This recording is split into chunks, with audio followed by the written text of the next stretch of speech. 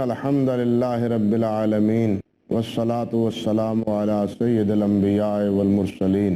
وعلى آله وصحبه ومن تبعهم بإحسان إلى يوم الدين وأشهد أن لا إله إلا الله وحده لا شريك له وأشهد أن محمدا عبده ورسوله اما بعد۔ ناظرین کرام، ہم دین میں امانت کی اہمیت اور حیثیت کے حوالے سے آپ سے گفتگو پہلے بھی کر چکے ہیں۔ آج اسی سلسلے کو کچھ آگے بڑھاتے ہوئے دین کی اہمیت اور دین کے بارے میں جو رسول اللہ صلی اللہ علیہ وسلم نے امانت کے بارے میں ہدایات فرمائی ہیں اور امانت داروں کی جو عزت افزائی ہے کتاب و سنت کے اور معاشرے میں، اس حوالے سے کچھ باتیں آپ کے گوش گزار کرنی چاہتا ہوں۔ آپ دیکھیں کہ حضرات صحابہ کرام رضوان اللہ علیہ مجمعین کو نبی کریم حضرت محمد الرسول اللہ صلی اللہ علیہ وسلم سے جس قدر مودت اور محبت تھی، اس کا آپ کے اور آپ کے صحابہ کے دشمن بھی معترف تھے۔ ابو سفیان کا یہ قول تاریخ کے اوراق میں معروف ہے کہ اس نے یہ بات کہی تھی کہ ما رأیت احدا یحب احدا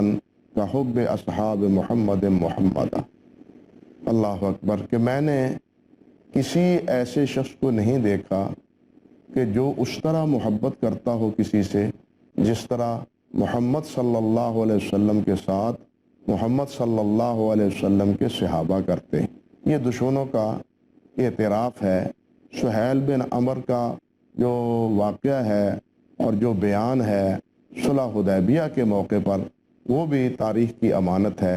جس نے جا کے بلاخر اہل مکہ سے کہا تھا کہ مکہ والو، محمد صلی اللہ علیہ وسلم اور اس کے ساتھیوں سے لڑنے کا تصور چھوڑ دو۔ میں نے دیکھا ہے کہ جب محمد صلی اللہ علیہ وسلم وضو کرتے ہیں تو وہ آپ کے وضو کے پانی کو نیچے بھی نہیں گرنے دیتے، اور بلکہ آپ اگر تھوکتے ہیں تو آپ کے تھوک مبارک کو بھی وہ ہاتھوں پر لیتے ہیں اور اپنے چہرے اور اپنے جسم پر مل لیتے ہیں، جو اپنے پیارے پیغمبر علیہ الصلاۃ والسلام کے یوں تھوک کو اور وضو کے بقیہ پانی کو وہ نیچے نہیں گرنے دیتے، وہ ان کے خون کو زمین پہ کس طرح ٹپکنے دیں گے؟ اس لیے ان سے لڑنے کا تصور چھوڑ دو۔ نبی علیہ الصلاۃ والسلام کے ساتھ صحابہ کرام کی یہ محبت، ایک دفعہ ایسا ہوا، حضرت ابو ہریرہ رضی اللہ تعالیٰ عنہ سے روایت ہے کہ پوچھا گیا کہ جب نبی علیہ السلام وضو کر رہے تھے تو وضو کرتے ہوئے صحابہ آپ کے بقیہ پانی کو لے رہے تھے اور اپنے جسموں پر مر رہے تھے۔ آپ نے فرمایا ما حملکم علی ما فعلتم، جو تم کر رہے ہو یہ کس لیے کر رہے ہو؟ تمہارا یہ کرنا کس تناظر میں ہے، کس پس منظر میں ہے؟ تو صحابہ نے عرض کیا قولنا حب اللہ و رسول، اے اللہ کے رسول، یہ اللہ اور اللہ کے رسول کی محبت میں ایسا کر رہے ہیں، یعنی آپ سے پیار اور آپ سے محبت کی وجہ سے ہم آپ کے بقیہ پانی کو اپنے جسم پر مل رہے ہیں۔ نبی علیہ الصلاۃ والسلام نے ارشاد فرمایا کہ ان احببتم ان یحبکم اللہ ورسولہ فأدوا الامانۃ اذ اؤتمنتم۔ اب اور فرمائیے، اللہ کے رسول صلی اللہ علیہ وسلم نے ارشاد فرمایا کہ اگر تم چاہتے ہو کہ اللہ اور اللہ کے رسول تم سے محبت کریں، صحابہ کرام تو اللہ اور اللہ کے رسول صلی اللہ علیہ وسلم سے محبت کرتے ہی تھے، اللہ رب العزت نے بھی ان کی محبتوں اور ان کی فداکاریوں کا انہیں دنیا ہی میں یہ صلہ دیا کہ دنیا میں ہی فرما دیا کہ میں تم پہ راضی ہو گیا ہوں، اور رسول اللہ صلی اللہ علیہ وسلم نے بھی موقع بموقع انہیں دعاؤں سے نوازا اور انہیں جنت کی بشارتیں دی۔ اب یہاں دیکھیے کہ صحابہ کرام سے آپ پوچھتے ہیں کہ یہ جو وضو کا بقیہ پانی ہے یہ آپ کیوں لے رہے ہیں؟ تو انہوں نے کہا کہ ہم اللہ کے اور اللہ کے رسول سے محبت کے لیے لے رہے ہیں۔ نبی علیہ الصلاۃ والسلام نے ارشاد فرمایا کہ اگر تم چاہتے ہو کہ اللہ اور اللہ کے رسول تم سے محبت کریں، صحابہ کی محبت تو تھی ہی، اب کیا ہے، اللہ اور اللہ کے رسول آپ سے محبت کریں، تو پھر کیا کرو؟ آپ نے ارشاد فرمایا کہ فَأَدُّوا إِذْ اؤْتُمِنْتُمْ، کہ جب تمہیں امین بنایا جائے تو تم امانت کو ادا کرو۔ یہ گویا اللہ رب العزت کا اپنے بندوں کے ساتھ محبت کرنا اور اللہ کے رسول صلی اللہ علیہ وسلم کا اپنے ساتھیوں کے ساتھ محبت کرنے کا ایک ذریعہ ہے۔ فرمایا کہ جب تمہیں امین بنایا جائے تو اس کی وفاداری کرو، اس کو پورا کرو، اور فرمایا وَأَصْدِقُوا إِذَا حَدَّثْتُمْ، اور جب تم بات کرو تو ہمیشہ سچی بات کرو، اور ساتھ وَحْسِنُوا جَوَارَكُمْ مَنْ جَاوَرَكُمْ، جو تمہارا پڑوسی ہو اس کے ساتھ اچھا سلوک کرو۔ اب آپ غور فرمائیں کہ 3 باتیں اللہ کے رسول صلی اللہ علیہ وسلم نے ارشاد فرمائیں۔ ایک یہ کہ اپنے پڑوسی کے ساتھ اچھا سلوک کرو، دوسرا یہ کہ جب بات کرو ہمیشہ سچ کرو، اور تیسری بات یہ کہ جب تمہیں امین بنایا جائے، تمہارے پاس امانت سپرد کی جائے، تو پھر اس امانت کو اچھی طرح ادا کرو، اسے ضائع ہونے سے بچاؤ۔ اب ان تینوں کے بارے میں رسول اللہ صلی اللہ علیہ وسلم نے ارشاد فرمایا ہے کہ یہ تم کرو گے تو اللہ اور اللہ کے رسول بھی تم سے محبت کریں گے۔ ہمیں غور کرنا چاہیے کہ ہم اللہ اور اللہ کے رسول کے ساتھ محبت کے دعوے تو بڑے بلند بانگ کرتے ہیں، لیکن نبی علیہ الصلوۃ والسلام نے جو محبت کے لیے یہ معیار قرار دیا ہے، اس کی پابندی اور اس کی وفاداری اور اس کا لحاظ پاس ہم کتنا رکھتے ہیں۔ اسی طرح حضرت عبداللہ ابن عمر رضی اللہ تعالیٰ عنہ بڑے جلیل القدر صحابی ہیں، ان سے یہ روایت ہے کہ نبی علیہ الصلوۃ والسلام نے ارشاد فرمایا اربعٌ اذا کن فیک فلا علیک ما فاتک من الدنیا۔ فرمایا اگر 4 چیزیں تیرے اندر موجود ہیں، تم میں اگر 4 وصف ہیں، 4 اوصاف میں تم میں پائے جاتے ہیں، تو پھر دنیا کی کوئی چیز فوت ہو جائے، تمہیں کچھ بھی نہ ان کے 4 کے علاوہ ملے، 4 چیزیں ہی تیرے لیے کافی ہیں۔ اب غور فرمائیے کہ آپ نے فرمایا کہ اربعٌ اذا کن فیک فلا علیک ما فاتک من الدنیا، جو چیز دنیا کی فوت ہو جاتی ہے، اگر 4 چیزیں تمہیں میسر ہیں تو پھر ان باقی فوت شدہ اشیاء کی کوئی فکر نہیں ہے۔ وہ 4 چیزیں کون سی ہیں جس کے بارے میں اتنے اہتمام سے رسول اللہ صلی اللہ علیہ وسلم نے یہ بات ارشاد فرمائی؟ فرمایا پہلی چیز یہ ہے حفظ الامانہ،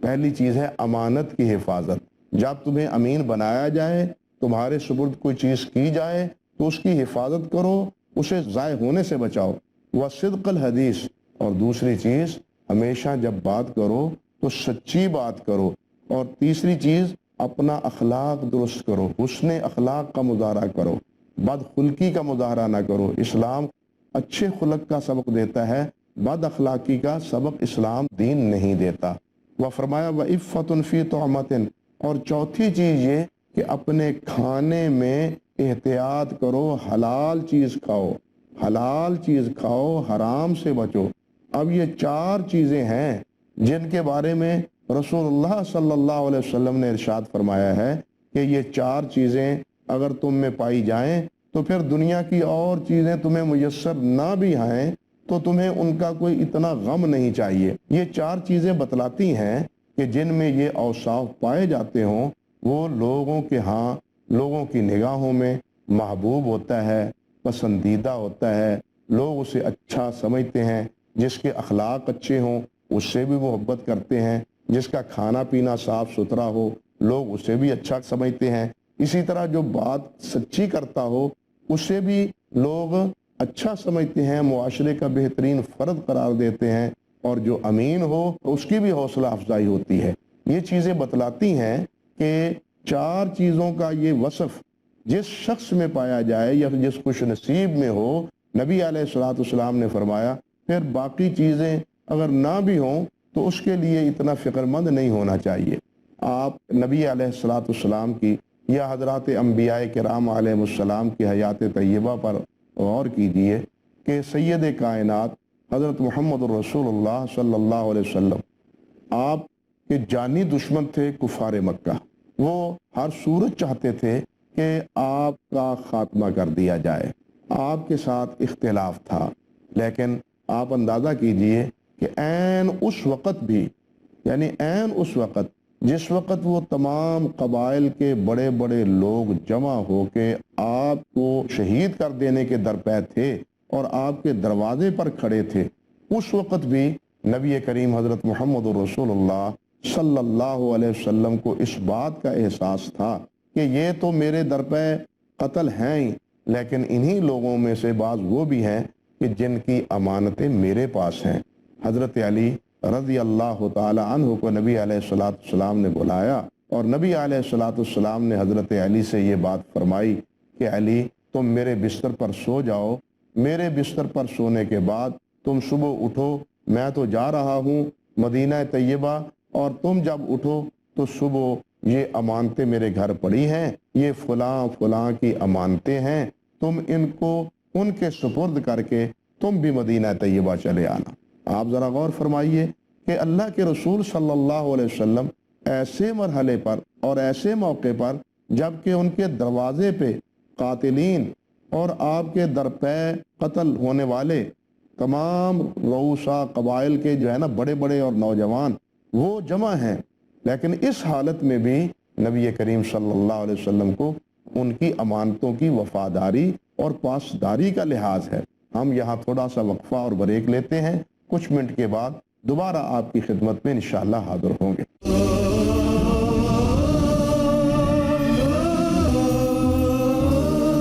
السلام علیکم ورحمۃ اللہ وبرکاتہ۔ آپ کے سامنے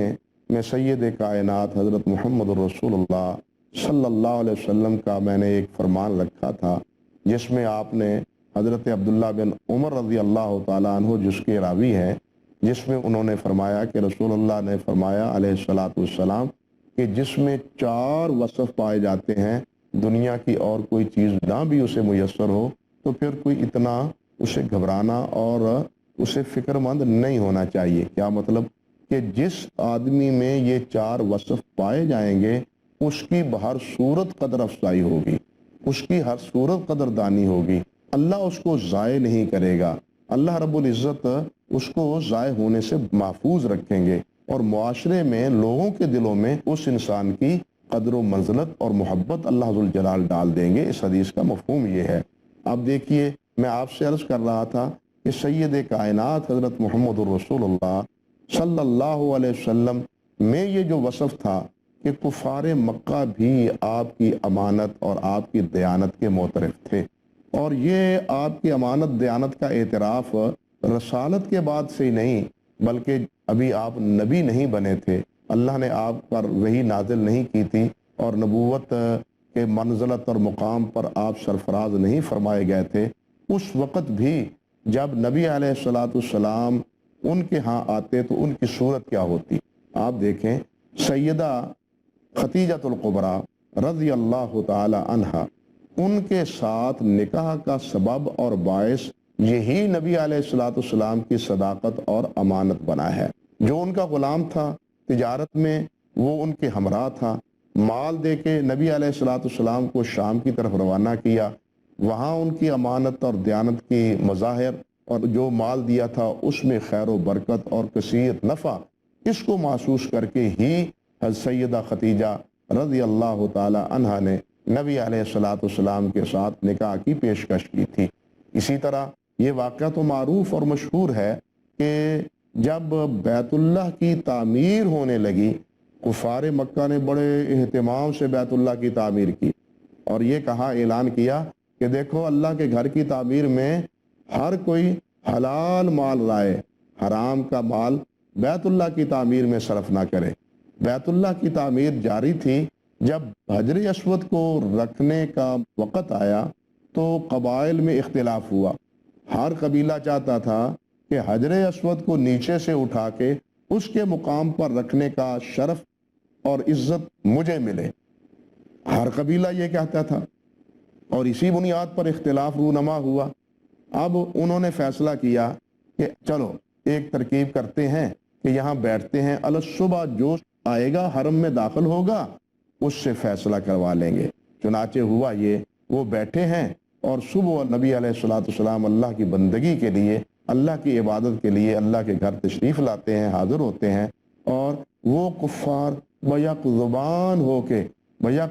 ہو کے کہتے ہیں جاء الصادق والامین، صادق اور امین آ گیا ہے، یہی ہمارا فیصلہ فرمائے گا۔ چنانچہ نبی کریم حضرت محمد الرسول اللہ صلی اللہ علیہ وسلم نے جو فیصلہ فرمایا اس پہ سب کے سب راضی ہو گئے۔ آپ نے چادر مبارک بچھائی، حجر اسود کو اس پر رکھا، سرداروں کو کہا کہ تم اس کے کونے اٹھا لو، سب نے چادر کو اٹھایا اور آپ نے حجر اسود اپنے دستے مبارک سے پکڑ کے حجر اسود اس کے مقام پر آپ نے ٹکا دیا۔ تو اس پر تمام مکے والے متفق، اور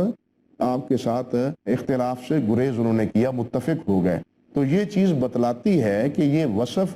ہر ایک کے ہاں محترم اور قابل عزت ہوتا ہے۔ آپ سیدنا حضرت یوسف علیہ السلام کے واقعے پر نظر دوڑائیے۔ یوسف علیہ السلام کے ساتھ کیا کیا گزری،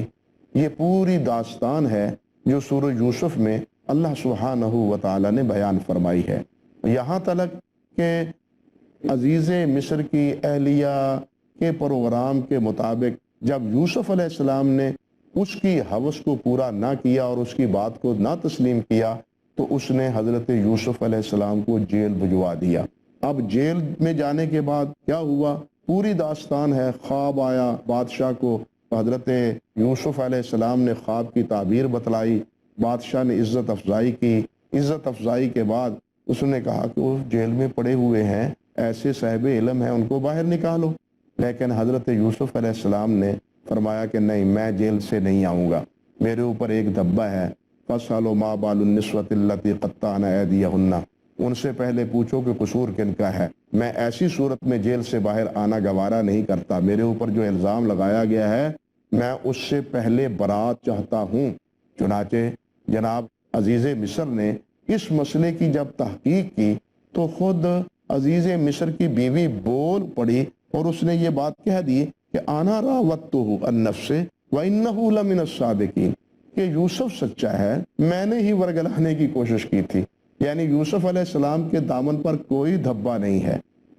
یوسف علیہ السلام پر کوئی داغ نہیں ہے، جو کچھ حماقت تھی یا جو بے وقوفی تھی وہ میری تھی۔ یہ بات کہنے کے بعد یوسف علیہ السلام نے بھی یہ بات فرما دی، فرمایا ذالک لیعلم انی لم اخنہ بالغیب، یہ میں نے اس لیے کیا ہے تاکہ عزیز مصر کو پتہ چل جائے کہ میں نے اس کی عدم موجودگی میں خیانت نہیں کی،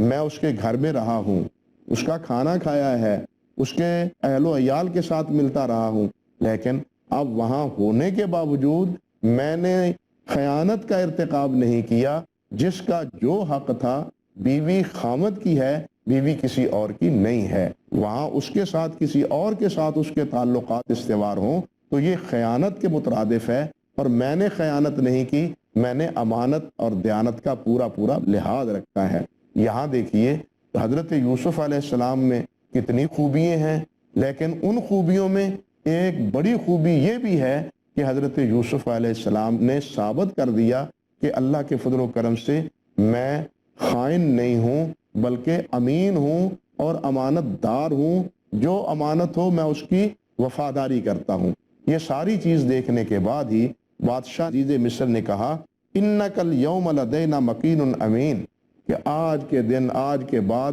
تو آپ ہمارے پاس بڑے محترم اور بڑے امین ہیں، یعنی بڑے ہی محترم ہیں۔ یعنی بادشاہ نے بھی، عزیز مصر نے بھی اس بات کا اعتراف کر لیا اور ان کی امانت اور دیانت کا اعتراف کیا حضرت یوسف علیہ السلام۔ اسی طرح آپ دیکھیں حضرت یوسف علیہ السلام کے علاوہ